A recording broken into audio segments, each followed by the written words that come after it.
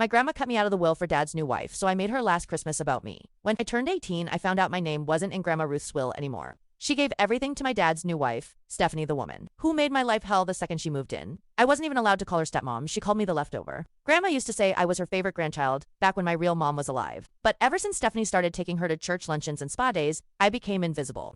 When I graduated high school with honors, Grandma didn't show. But she sent Stephanie a spa package for raising such a fine young man. The final slap came during Thanksgiving when she handed out early inheritance envelopes. My cousin got a $10,000 check. I got socks. Stephanie stood behind her with a smug smile. That night, I found Grandma's will on her desk. Stephanie was listed as her spiritual daughter and sole heir to the house. The business, even the jewelry passed down from Grandma's. Mom, I stayed quiet, but I made a plan. I knew Christmas would be Grandma's last stage for cancer, barely walking. So I gave her exactly what she loved most, appearances. I hired a professional caterer, rented a baby grand piano, and invited everyone she ever bragged to her bridge club, church friends, even her old boss. Then, during dinner, I rolled out a 10-foot projection screen and played a video montage. I'd spent months compiling photos of Grandma and my mom. Videos of them laughing, baking, holding baby me. Then cut to Stephanie's spliced audio of her calling Grandma a burden. Footage of her mocking Grandma's pills. A hidden clip of her pawning off Grandma's antique brooch 2 weeks prior. The room went silent. Grandma's hands were shaking. "Is this true?" she asked.